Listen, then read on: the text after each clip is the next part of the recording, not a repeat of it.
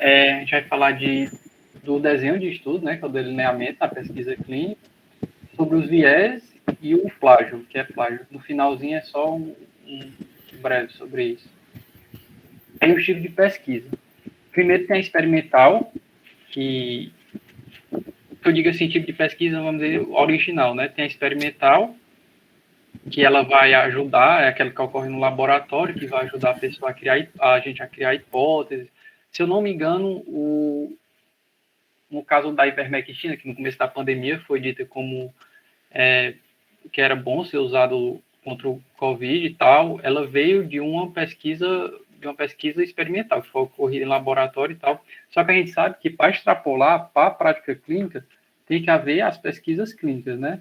Que é outro âmbito, que no caso ocorre muito nas vacinas, né? Tem as fases lá, bem conhecida por isso. Aí, os tipos de estudo originais, digo original porque tem as revisões também, né? Que usa os dados secundários, e aí tem lá as revisões sistemática meta-análise, etc. Aí tem os estudos observacionais, que podem ser de coorte, transversal, caso controle, e o experimental, que não é o experimental no caso ali da pesquisa básica. É o experimental do tipo da pesquisa clínica que ocorre com seres humanos. No caso aqui, os estudos transversais, alguns autores dizem como se fosse uma foto no tempo, assim. Você vai lá, coleta aqueles dados que está presente ali, você não vai nem acompanhar os pacientes e nem, muito menos, fazer um estudo retrospectivo, que olhe para o passado daquele paciente. Você vai coletar aqueles dados que estão exatamente ali que você pode coletar. No caso, você precisa ter uma variável preditora e uma variável desfecho.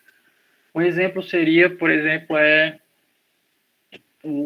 a circunferência abdominal e a hipertensão. O aumento da circunferência abdominal em homens poderia predizer um desfecho que seria a hipertensão arterial.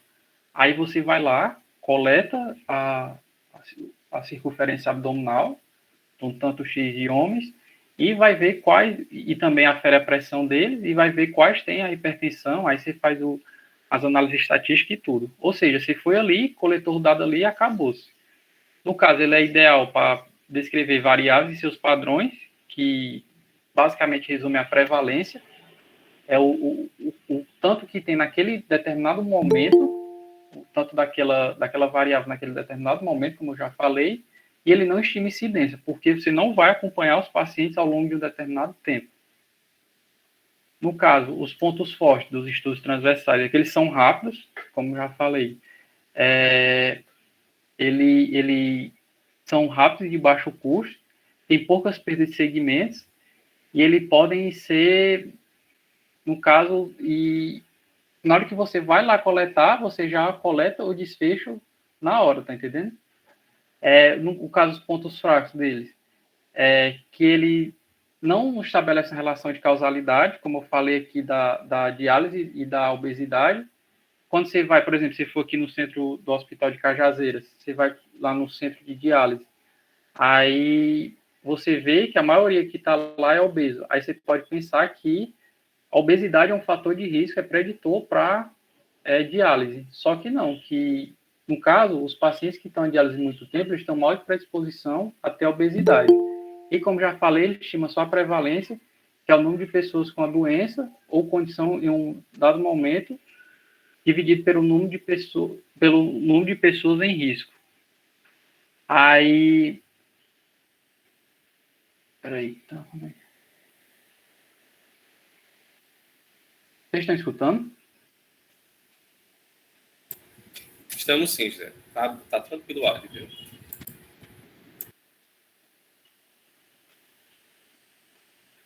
Tá dando para escutar? Tá sim. Não vai ter problema.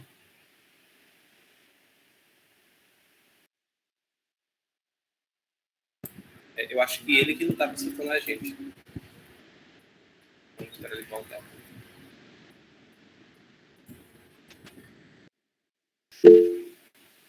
Pronto. Aí, no caso, como eu falei, né, que ele não estima a incidência, só estima a prevalência, que é o número de pessoas com a doença ou condição, em um dado momento, sobre o número de pessoas em risco.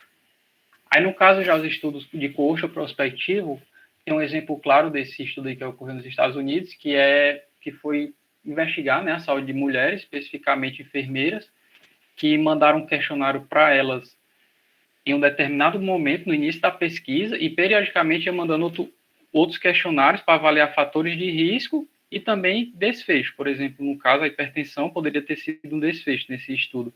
E ele tem como característica, diferente do anterior, ele está ali no momento presente e ele vai acompanhar os pacientes ao longo de um determinado período de tempo para frente, né, para o futuro. No caso aqui, como a gente pode ver aqui na figura, mede os preditores, ele também tem como isso, tem os preditores e as variáveis de desfecho. Aí, durante todo esse tempo, pode ocorrer perda de segmento, que isso é um ponto negativo, que eu vou falar mais à frente. Perda de segmento, no caso, é os pacientes saírem do estudo. E, no final, tem as medidas de desfecho, né? Aí, é basicamente isso, coorte prospectiva. Os pontos fortes dele já permite calcular a incidência, que a incidência é o número no caso da doença, em um determinado período de tempo. Aí é diferente da prevalência, que como você não vai acompanhar, você não tem como ver o número de casos novos, né? Que foi ali, como falei no início, um retrato daquele momento.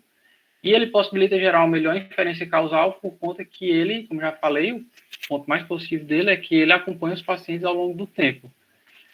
Já o ponto fraco dele, eles são caros quando comparado aos estudos transversais, e eles também são ineficientes para avaliar certos desfechos, como câncer de mama, que aparentemente a gente pensa que câncer de mama é uma coisa comum e tal, que isso pode até ser um viés cognitivo, que eu vou falar mais à frente o que é, mas quando você pega para esse tipo de doença, no caso câncer de mama, para fazer um estudo, ele é bastante raro e aí é bastante caro, porque você tem que inserir muitos pacientes e tudo, aí é todo um gasto a mais. E como eu já falei no slide anterior, tem as perdas de segmento. Vai ter aqueles pacientes que vão sair, que não vão mais responder o questionário. Aí isso tudo são pontos negativos desse tipo de estudo. Outro tipo de estudo de coorte é o retrospectivo, que ele, no caso, eu estou no presente e eu vou olhar para o passado e colher aqueles dados que estão no passado, obviamente, e ele é feito com documentos médicos, como, por exemplo, prontuários. Eu vou lá, por exemplo, eu vou num regional daqui, pego tanto X de prontuários e vou ver lá os dados que tem lá, né, que o médico colocou e tudo, e faço a coleta. Eles também têm perda de segmento, porque como esses prontuários dependem do médico preencher, do enfermeiro, do fisioterapeuta, nem sempre eles preenchem direitinho, aí vai lá ter paciente que não tem quase nada no prontuário. Aí acaba sendo perdido. Um ponto interessante é que muitas vezes as pessoas confundem estudo transversal com estudo de coorte retrospectivo, né? Tipo assim, você vai fazer um projeto de pesquisa em prontuário, aí você bota logo transversal, porque acha que você vai lá e vai coletar naquele momento do tempo. Tipo, você não vai estar acompanhando o paciente. Só que não é assim. Por exemplo, se for fazer um estudo aí sobre a COVID, o internamento da COVID no regional daqui, de Cajazeiras, provavelmente você vai coletar o dado que tem na admissão ali, no dia que ele foi admitido, e o desfecho, se ele morreu, se ele recebeu alta. Aí, como você não tem como o paciente ter sido admitido e ter morrido no mesmo instante, são momentos diferentes, é um estudo de coorte retrospectivo. Aí é muito comum o pessoal associar o estudo de prontuário com o estudo transversal. Porque pensa que está só naquele momento do tempo ali coletando aqueles estudos, aí pensa que é transversal, mas não é. Tem esse viés, né, vamos dizer assim, que é bem comum. Uns pontos fortes deles, eles são mais baratos e mais rápidos que o de coorte prospectivo, porque você já tem um documento pronto ali. E um ponto fraco é que o pesquisador tem pouco controle sobre os dados, como eu falei, que tipo, depende do médico preencher bem, do profissional de saúde que foi responsável por aqueles dados, né? Aí, outro ponto. Esse aqui é outro tipo de estudo de coorte, só que é mais avançado, ele não é muito bem conhecido. Aí eu trouxe aqui só breve também para mostrar que é o de coorte múltiplos e controles externos.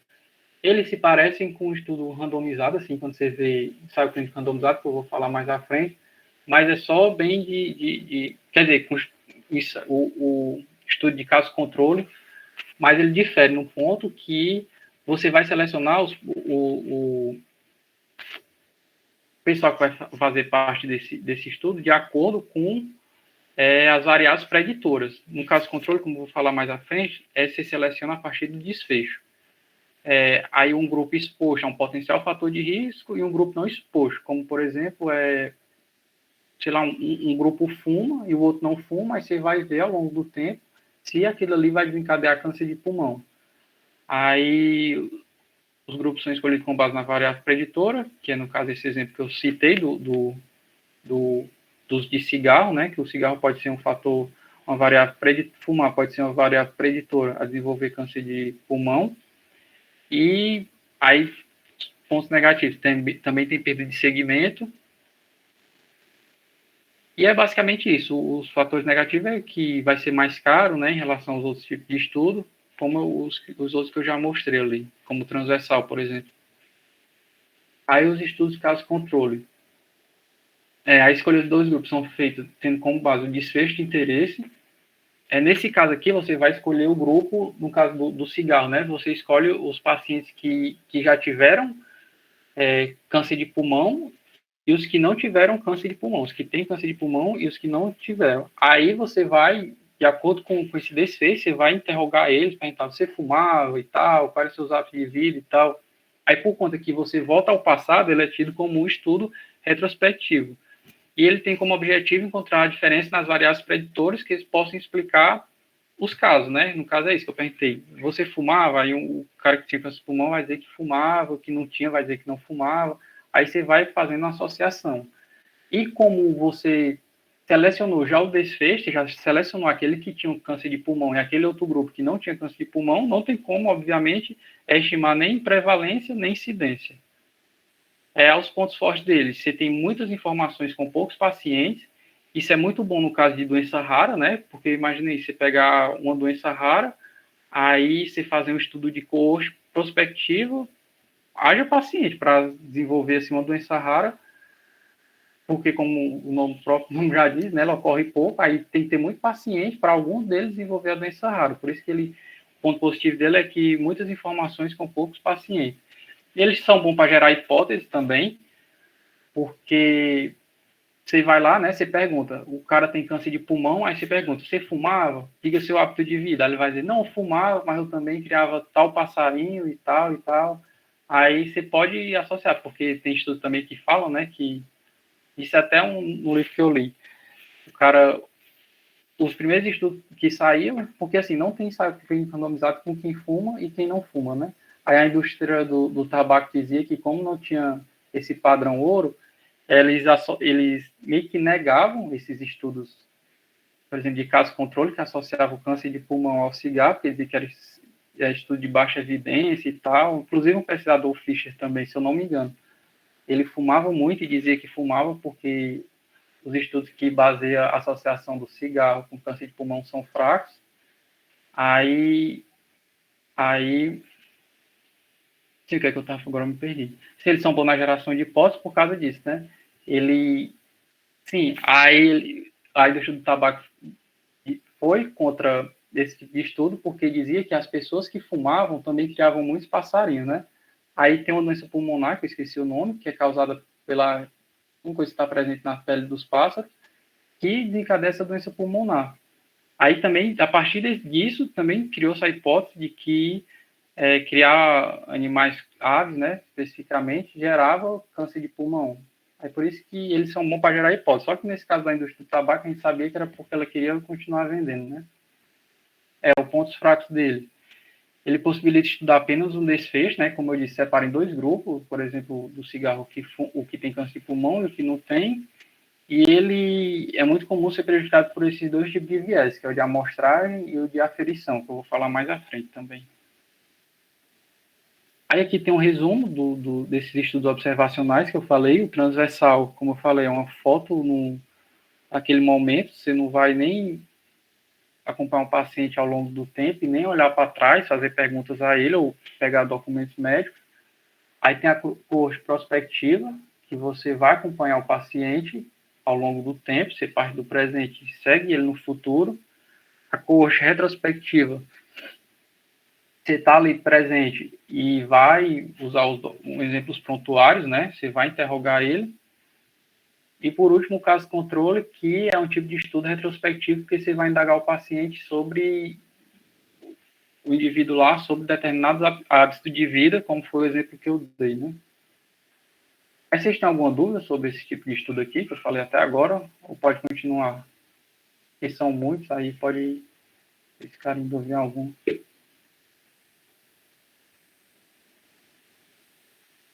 De boa.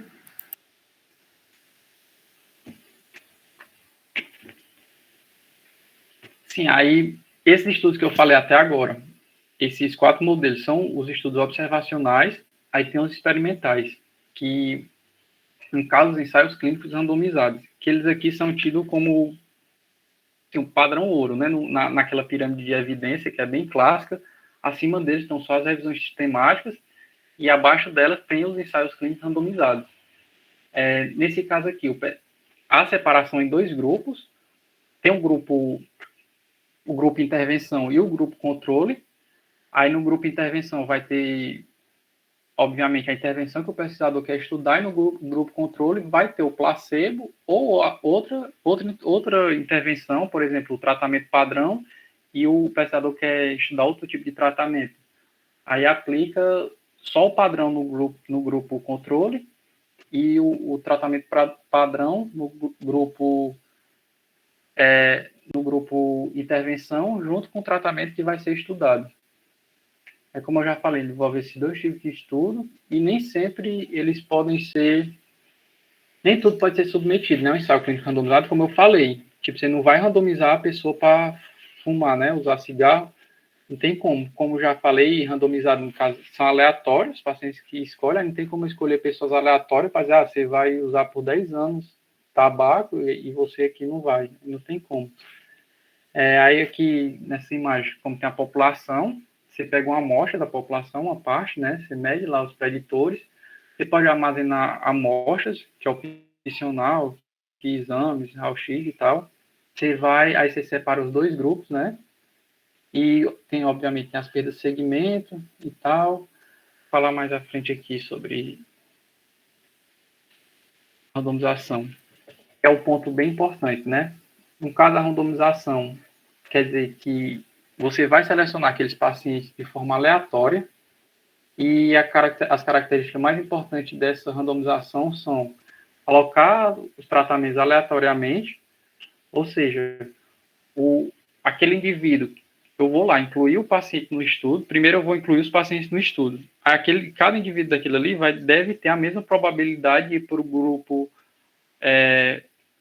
intervenção ou grupo controle. No caso, isso é que chama aleatoriedade, que diferente dos outros estudos, eu já selecionei quem vai para um grupo e outro não. Aqui, no caso, é aleatório, nem o certo, né? Nem eu saber e nem a pessoa saber, e depois, como eu vou falar, o estatístico que vai analisar saber. No caso, a randomização tem que ser inviolável, porque, como eu já falei, é interessante que eles não saibam, é interessante que o paciente, o pesquisador também não saiba que aquela pessoa está no grupo tratamento e aquela outra está no grupo placebo, controle, né? E tem um diferentes tipos de randomização. Tem a randomização simples, como eu já falei. O pesquisador vai lá, tem o processo de inclusão no estudo, aí tem toda a população lá incluídos no estudo, e dessa amostra que foi incluída, eu vou lá e faço a randomização, que pode ser por computador, tem software para isso. Tem também cartas, envelopes, né? No caso, a pessoa vai lá, tira, aí vê que aquele paciente vai para o grupo tratamento e manda ele ir. Só que essa pessoa é interessante que ela não faça parte do estudo para não ter um viés aí nisso, né? Aí tem randomização em blocos, que é interessante que estudos com N de pessoas muito pequeno, para não ter o problema de, por exemplo, eu vou sortear aleatoriamente, tanto pessoa vai para um grupo e outra para outro. Aí pode ser que, tipo, tem 5 pessoas, 4 vão para o tratamento e uma vá para o grupo controle. Alguém abriu o áudio aí? Vou perguntar. Aí, no caso, assim, quando tem muitas poucas pessoas no estudo, é interessante essa randomização em bloco, porque eu evito que ocorra isso. Por exemplo, tem 5 pessoas no estudo, né, muito pouco, só um exemplo, aí 4 vão para o grupo tratamento e uma vai para o grupo controle. Aí, com certeza, um estudo desse está bastante enviesado. Aí, desses blocos, não, separo.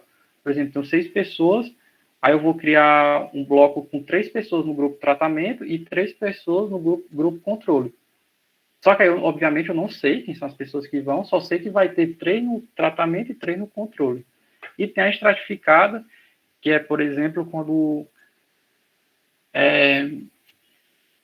por exemplo, eu vou fazer um estudo com... Aí eu sei que a pessoa ser preta é um fator preditor para ter determinada doença.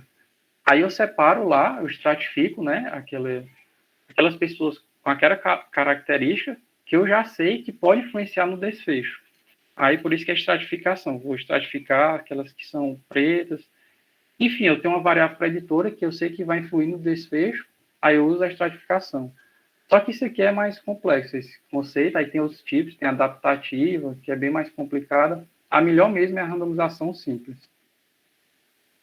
Aí no caso do cegamento, ele busca evitar o viés de informação, que é um dos 2 tipos de viés mais comuns, que eu vou falar mais à frente, que é a questão de, por exemplo, o paciente está lá, sabe que está no grupo, ele percebe que ele está no grupo tratamento, aí vai e fica com medo, sei lá, de continuar, ou não quer mais continuar, tá entendendo? É para evitar isso. Aí deve ficar tempo para possíveis efeitos adversos do tratamento. No caso, isso aqui, supondo que eu faço o estudo, o paciente não sabe qual grupo tá, só que aí na hora que eu dou a droga a ele começa, por exemplo, a urinar de outra cor, como acontece, por exemplo, se eu não me engano, quando toma anita. Aí, assim, o paciente vai perceber, né, que está no grupo de tratamento, aí vai ter uma série de viés. Ele pode querer desistir do estudo, pode ficar ansioso, pode ficar mais atento tem um fator psicológico, né, qualquer coisa ele pode achar que é efeito colateral, até porque é um medicamento que ainda está sendo estudado, nesse caso, né. E quanto ao cegamento, tem essas 3 divisões, que na literatura diferenciam um pouco, mas basicamente é o seguinte: monocego é quando o pesquisador ou a pessoa que está no estudo não sabe em qual grupo está, aí pode ser tanto o pesquisador não saber, quanto a pessoa que está no estudo não saber. Isso aí, na hora do ensaio clínico randomizado, na metodologia, para ele dizer direitinho, foi monocego e tal, um pesquisador não sabendo quais pessoas eram alocadas e tal. Duplo cego, que é quando... Aí, nesse caso, é quando o pesquisador e a pessoa que está incluída no estudo não sabem qual grupo ele vai ficar. E triplo cego, quando também o estatístico não sabe quais pessoas foram para aqueles grupos. No caso, isso é importante porque ele que vai fazer a análise estatística, aí ele pode enviesar o resultado para o que ele quiser, assim, de benefício, né? Se ele tiver algum interesse. Por isso, no caso, assim, vamos dizer assim, o melhor é o triplo cego, né? Aí, quando aos tipos de viés, ele pode ser dividido em 2 grupos. Tem um viés de seleção e de informação. Isso aqui, assim, tipo, são 2 grupos grandes que contêm muitos tipos de viés. Aí, tem uma diferença entre viés e erro aleatório. No caso, todo o estudo está sujeito a esses 2 tipos de estudo, esses 2 tipos de erro, só que tem uma diferença entre eles. No caso, é aqui. O erro aleatório ocorre principalmente quando você vai, sei lá, tem uma população muito grande, população de 1.000 pessoas, aí eu pego 2 pessoas, aquelas 2 pessoas, elas têm muita chance de não representar aquela população de 2.000 pessoas, isso é certo, né? Aí, conforme eu vou aumentando essa minha amostra, sei lá, chego a 500 pessoas, aí esse erro aleatório vai diminuindo, que ele vai se aproximando do que realmente a população representa, né, vamos dizer assim. No caso, o erro aleatório, conforme o tamanho da amostra aumenta, ele diminui, como está aqui presente nesse gráfico aí, né? Já o erro sistemático, o viés, como ele pode ocorrer em várias partes do estudo, tanto faz aumentar a amostra como não, ele sempre vai estar presente ali. Isso que é o viés, né, que é um erro sistemático. Por exemplo, esse erro pode acontecer antes do estudo, quando você está fazendo lá o protocolo e tal, durante o estudo, no caso, o paciente descobre, foi aquele exemplo, que está no grupo de tratamento, isso é um viés, ou depois do estudo, na análise, né, como eu falei do estatístico. O viés de seleção, ele se subdivide em vários tipos, né, no caso, na literatura, cada tanto de seleção, como esse outro que eu falei, o de informação, ele se subdivide em vários tipos, é mais de 50, só que aqui eu trouxe os principais, né, que eu achei. Dentro desse seleção, primeiro, tem o viés de amostragem, que é os indivíduos têm mais chance de serem selecionados. No caso, foi... Recentemente, eu vi até um caso... Sim, foi que por exemplo, pessoal falando que na UTI, mesmo com a vacina, o número de pessoas internadas na UTI tinha mais vacinado do que não vacinado. Só que, tipo, analisar assim, a gente está cometendo um erro sistemático, né? Porque a maior parte da população brasileira está vacinada. A gente sabe que a vacina ela impede a morte, né? Do paciente chegar à morte, mas não impede de ser internado.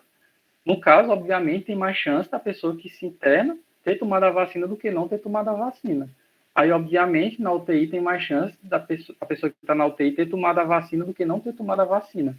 No caso, isso é um viés de amostragem. Por isso que a pessoa dizer isso, dizem que a vacina serve, mas na UTI tem, dos 10 que tem lá, 8 tomaram a vacina e só 2 não tomaram. Mas isso aí, obviamente, é um viés de amostragem, né?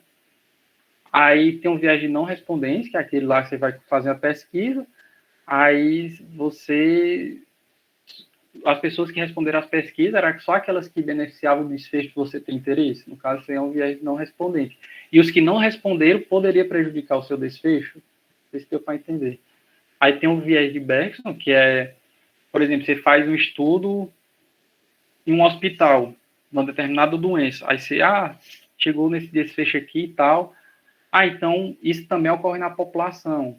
Tipo, eu tiro uma conclusão a partir desse estudo, que eu fiz só em um hospital, ao chegar à conclusão que aquilo vai ocorrer na população como um todo. Só que não, que os indivíduos que eu fiz o estudo, eles estavam somente restritos ao hospital, um ambiente totalmente, vamos dizer assim, não é comum na população. Aí se chama o viés de Bergson, né? E tem um viés de prevalência e incidência. Isso aqui é interessante, que também é chamado de viés sobrevivente, né? Que na Segunda Guerra Mundial, os aviões que chegavam... Os Estados Unidos estavam perdendo muitos aviões, né, de guerra e tal. Aí eles pensaram um jeito de blindar, reforçar mais a carenagem do avião naquelas regiões onde os aviões que chegavam, que não era abatido, tinham mais balas. Aí eles viram que os que chegavam, ou seja, os que não eram derrubados, tinha muito furo de bala lá nas asas do avião. Aí será? Não, então agora o resultado, como é que se diz? A solução é botar blindagem nas asas do avião, porque a gente vê que tem maior furos aqui. Aí eles pegaram e blindaram, né? Colocaram lá material para reforçar mais as asas do avião. Só que aí os Estados Unidos continuam perdendo muitos aviões de guerra ainda. Aí nessa época, se eu não me engano, o Exército contratou um estatístico, ou foi ele que fez o estudo independente, aí ele percebeu que não, que estava analisando errado, porque os aviões que chegavam, no caso, eles tinham que olhar a região que o avião não tinha levado bala, né? Não tinha bala, porque aquela região que era mais importante para o avião. Aí que eles começaram a reforçar lá a carenagem naquelas regiões que não tinha bala e perceberam que eles melhoraram, né? Deixaram de perder tantos aviões, porque os que levavam, que eram acertados, né? Vamos dizer assim, nessas regiões que não era asa, eles caíam e não retornavam para a base militar lá. Aí, no caso, isso aí foi um viés, que é chamado de viés de prevalência e incidência. E, por último, tem o viés da perda de segmento, que é o que eu já falei, né? Os que saem são importantes, você tem que ver, por exemplo, é um estudo que tem 100 indivíduos morreram e 40 saíram do estudo. Ao longo do estudo, eles saem por algum motivo e o estudo não relatou isso. Aí você pensa, né? Vixe, esse estudo teve 100 mortes e 40 saíram. Pode ser que esses 40 também tenham morrido, por exemplo, a gente não saiba. Aí muda totalmente o resultado do que esse estudo quer dizer. Isso aí também pode ser um viés que é o viés da perda de segmento. E o viés de informação, que são esses 4 tipos, que é o viés de memória, que ele é comum nos estudos retrospectivos, como eu falei. No caso controle lá, você pega o paciente que tem um câncer de pulmão. Aí ele diz que... Aí ele começa a se lembrar de mais coisas do que os pacientes que não têm câncer de pulmão. Aí ele diz, por exemplo, eu criava aquela tal ave. Eu lembro que tal horário eu inalava muito a fumaça de um fogão a lenha que tinha perto da minha casa, do meu quarto, não sei o quê. Aí, tipo, eles tendem a se lembrar mais desse detalhe do que aqueles pacientes que estavam no grupo controle e dificilmente a pessoa vai se lembrar disso, tá entendendo? Aí, isso, no caso, é o viés de memória, né? Você está sujeito muito à subjetividade daquele paciente do caso controle do caso, né? É o viés do observador. Nesse caso aqui, o pesquisador está lá, ele vai fazer as análises dele, ele observa mais aquele que tende a favorecer o desfecho dele. Tem o viés de detecção. No caso aqui, o fator de risco atrai maior atenção dos pesquisadores. No caso, o pesquisador está lá, porque ele quer avaliar tal coisa, um fator de risco, e aquele fator de risco, vamos dizer assim, é o que ele realmente quer coletar. Aí ele vai ser tendencioso a coletar somente aquilo. E, por fim, tem esse efeito Hawthorne, que é todos os indivíduos que entram no estudo, eles tendem a mudar o comportamento dele, né? No caso, por isso que o ensaio clínico randomizado é de maior evidência, assim, e tudo, porque os indivíduos porque é complicado explicar isso agora, porque é o conceito mais complicado. Porque no ensaio clínico randomizado, como ele seleciona uma amostra aleatoriamente, ele vai balancear o prognóstico daqueles indivíduos, tanto que está no grupo intervenção, como aqueles que estão no grupo controle. Por exemplo, eu vou fazer um estudo com pessoas que usam determinado medicamento, se vivem mais. Aí eu vou dizer, não, temos que selecionar pessoas da mesma idade, pessoas que frequentam, que têm basicamente a mesma classe social, e aí eu vou separar, aqui nesse grupo eu vou dar o remédio, e nesse grupo eu não vou dar o remédio. Aí, no caso, assim, eu separei de acordo com as variáveis que eu sei. Eu sei que a idade influencia, eu sei que viver num lugar melhor influencia a expectativa de vida, só que tem fatores ali que eu não sei. No caso por exemplo, a genética, eu não sei. Aquele indivíduo pode ter um gene que favoreça ele morrer, aquele outro indivíduo pode não ter esse gene, por exemplo. Aí, no caso, no estudo randomizado aleatório, quando eu tenho uma boa quantidade de pacientes, é feito tudo direitinho e tal, devido ao processo aleatório em si, eu tento a colocar tanto os indivíduos que têm facilidade de morrer no grupo controle, tanto no grupo tratamento, intervenção. Aí é que está o meu pulo do gato do ensaio clínico randomizado. Eu também randomizo para as coisas que eu não enxergo, tá entendendo? Aí esse efeito Hawthorne é isso. Que vai ter indivíduos que vai mudar o comportamento ao entrar no estudo, só que eu não sei qual é o indivíduo que vai mudar o comportamento. Esse indivíduo vai mudar o comportamento, esse não vai. No ensaio clínico randomizado, não. Como eu separo em grupos aleatoriamente, por exemplo, tem mais chance do grupo controle ter 50 indivíduos que vão mudar o comportamento durante o estudo, e no grupo tratamento também tem muita chance de ter 50 ou perto que vai mudar o comportamento. Aí os grupos ficam iguais, e o que vai diferir só entre eles é a intervenção. É uns conceitos meio complicados, não sei se vocês estão entendendo, mas é basicamente isso. Aí, assim, os viés nos ensaios clínicos randomizados, né, como eu já vim falando, tem essa ferramenta da Cochrane, que é o HOB2, que chama, né, que ela aponta os 5 tipos de viés mais comuns durante o ensaio clínico randomizado, e ela separa em 5 grupos. Tem vários, como eu já falei, tem vários tipos de viés, né? Só que aí ela separou isso basicamente, que ajuda a gente a interpretar ensaio clínico randomizado, que vamos dizer assim, é o que a gente mais vai ver como profissional da saúde. Aí tem os viés, né? Que é o viés decorrente da randomização, ver os dados basais, por exemplo. Normalmente, nos ensaios clínicos randomizados, tem a tabela 1.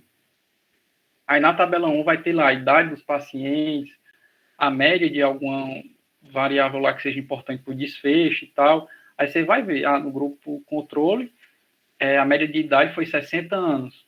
No grupo tratamento foi 59. Aí tá beleza, né? Tá perto. Mas você vai ver um estudo, como eu já falei, 60 anos, aí a média de idade do outro foi 18. Com certeza o pessoal de 18 tende a viver mais, né? O viés decorrente de desvio de protocolo. Aí é saber, por exemplo, se o paciente que foi alocado para o grupo tratamento, se realmente ele continuou todo o estudo no grupo tratamento, que pode ser que um pesquisador não esteja cegado, né, e vai e mude ele, ou pode ser que ele mesmo mude. Aí, por isso é interessante ler o protocolo também do ensaio clínico randomizado e ver se ele cumpriu aquilo que ele prometeu, né? No caso, assim, se os pacientes permaneceram no mesmo grupo e etc. O viés decorrente da perda de segmento, como eu já falei, né? Se as perdas se equiparam ao número de desfechos, como eu usei aquele exemplo, se teve 40 mortes, né? Aí 20 pacientes saíram. E ele não disse o motivo que esses 20 pacientes saíram. Aí, tipo assim, eu posso ficar me perguntando, né? E se esses pacientes tiverem morrido também? Aí seria 60 mortes, seria um aumento significativo, né? E tem o viés decorrente também da medição do resultado, que aí vocês perguntam, qual tipo de desfecho? Por exemplo, um estudo que avalia, um ensaio clínico randomizado, que vai avaliar a morte, assim, a pessoa ter câncer ou não, isso é um desfecho, ter câncer ou não, morrer ou não. É fácil você saber se a pessoa morreu, se a pessoa não morreu. Se a pessoa tem câncer ou não tem câncer, né? Agora, quando avalia, por exemplo, o tipo de dor, quanto de dor aquele medicamento, o tanto de dor que aquele medicamento consegue diminuir, vamos dizer assim. Aí é mais complicado, porque depende. Tipo, para mim, um tanto de dor pode ser, para mim, assim, sofrer, vamos dizer assim, pode ser pouco em relação a outra pessoa. Aí esse desfecho subjetivo a gente chama de desfecho mole, né? Que chamam assim, desfecho mole, e esses que são mais morreu ou não morreu, tem câncer ou não, é desfecho duro. No caso, você avalia se aquele estudo está avaliando um desfecho mole ou um desfecho duro. E, por último, tem um viés decorrente da falta de transparência, né? Por exemplo, como eu já falei, os ensaios clínicos randomizados, eles têm protocolo, que eles dizem lá como eles vão fazer as análises e tal, antes do estudo, isso antes do estudo, né? Aí você vai ver lá, e depois do estudo, o estatístico fez várias comparações, tipo, ele não encontrou o que ele queria encontrar, o estudo, só que ele tem o dado daquelas pessoas, aí eles vão fazer várias comparações. Acho que tá fechando, né, a sala já. Falta 10 minutos, José. Quer que eu vá abrindo uma sala enquanto tu continua aí? Pode ser, caso feche, aí eu... Uhum. Mas tá rápido já, tá perto, que tá demorando, que é muita coisa. Aí esse decorrente da falta de transparência é se houve ou não múltiplas comparações. Como eu falei, o estatístico tem lá os dados dele, aí eu não encontrei nenhuma associação que eu queria previamente naqueles dados ali, aí eu vou fazer várias comparações para ver se encontra alguma lá significativa. Só que na bioestatística, se você usar os dados, vai chegar um momento, de várias maneiras, vai chegar um momento que você vai achar um valor P significativo. Em qualquer coisa isso acontece. Aí por isso que você tem que estar atento se ele não fez múltiplas comparações para ter aquilo que ele está relatando, tá entendendo? Que não estava no protocolo. E por último, bem rapidinho aqui agora, é sobre plágio. Eu acho que a maioria já tem noção que é. Aí tem essa definição aqui, que é se apropriar total ou parcialmente das palavras ou ideias de outro autor sem lhe dar os devidos créditos. E tem os tipos de plágio, total, parcial e o conceitual, né? Que você vai... O total você faz do mesmo jeito que aquela outra pessoa fez. O parcial você copia só partes e o conceitual é a questão das ideias. Você repetiu a ideia daquela pessoa. Aí, como evitar, né? Aprendendo a fazer as citações diretas e indiretas, que está presente na BNT. Por exemplo, de citação direta. Esse caso aqui, né, que eu trouxe aqui do lado esquerdo. E se ele tiver mais de 3 linhas, você faz aquele recuo à esquerda, 4 centímetros à esquerda. Você não coloca aspas e você coloca o nome do autor, a data e a página, né? No caso aqui, as aspas são duplas. Se você quiser colocar outra aspa dentro, né, fazer alguma outra citação, você coloca com aspas simples. E as indiretas são quando você leu aquilo e você está escrevendo com suas próprias palavras, né? Por exemplo, como tem essa daqui. Você coloca o nome do autor e tal. Aí aqui você coloca em ordem alfabética, caso essa pessoa leu esses 3 autores e com as próprias palavras dela escreveu essa frase aqui. Ela coloca os 3 autores assim, em ordem alfabética, né, e tal. E caso ela tenha lido o mesmo autor em diferentes livros, diferentes anos, ela coloca o nome do autor e a diferentes datas, né, na citação direta. Basicamente isso, plágio, acredito que a maioria já sabe e tal. Aí aqui as dicas de leitura, né, que eu basei também essas coisas que eu botei aqui, que é esse aqui, o Delineando a Pesquisa Clínica, os princípios de bioestatística, e tem esse livro aqui muito bom, que eles falam dos viés cognitivos, a diferença para a heurística, né, a diferença entre essas duas coisas. Fala também do que eles chamam lá de sistema 1 da mente, sistema 2, e é bem interessante e tal. E foi só isso. Se alguém tiver dúvida e tal. Ô, José, esses livros tem algum aí no Drive da Lápis? Esse delineamento da pesquisa clínica, tem ele? Professor, acho que tem, mas se não tiver, eu coloco lá hoje. É bom deixar uma bibliotecazinha disponível, porque aí, aos poucos, quem tiver alguma dúvida, principalmente nessa parte mais inicial, é interessante ter uma olhada quando puder. Eles são bons. Isso aí tudo que o José falou é muito importante, pessoal, porque na hora que vocês vão escrever qualquer trabalho, as revistas estão pedindo para você informar quais são, por exemplo, as limitações do trabalho. O que é que aconteceu, o que é que seu trabalho tem de limitação. Esperem que você coloque em algum local do texto. E a questão de plágio também, ou a própria revista faz e manda um relatório de plágio, ou ela pede para você anexar um relatório que você tenha feito do seu trabalho com relação a plágio. Então, isso tudo são informações que vocês precisam. Claro que aquele José, ele expôs, né, essas observações, né, que são, na verdade, bem mais profundas, mas aí vocês estão conhecendo agora, e a partir daí, conhecendo esses ramos aqui que foi mostrado, você deve se aprofundar nisso, porque vocês vão precisar, tá? Na escrita do trabalho científico.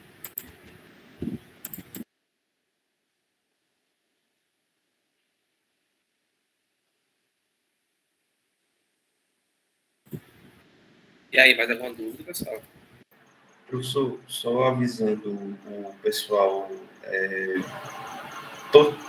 tá dando para me ouvir? Tá, alto, bom. Pronto. Tá. Só avisando para o pessoal que está na escrita do projeto de extensão que vai ocorrer após a reunião geral, tá? Logo em seguida. Davi, já ficou definido o tema do projeto? Já, o tema já... Na verdade, assim, eu não me recordo o nome da... Meu Deus, calma, deixa eu olhar no WhatsApp. A gente tinha definido, só que a gente vai discutir mais um tema posteriormente. A Maiara Milian, ela deu um tema que eu achei legal e eu achava importante a gente discutir. Mas após a gente discutir esse tema, para a gente já sair mais ou menos definido o que a gente vai fazer no projeto no sentido de metodologia. O que eu digo como metodologia? Ações, enfim.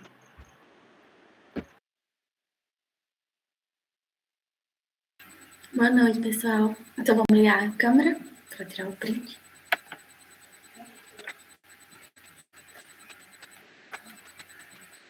Alguém vai ligar?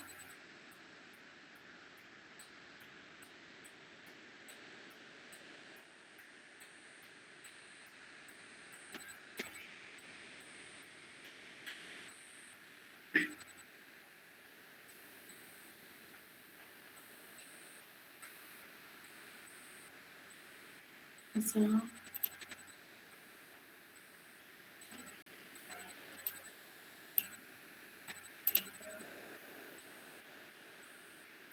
Vou tirar, viu?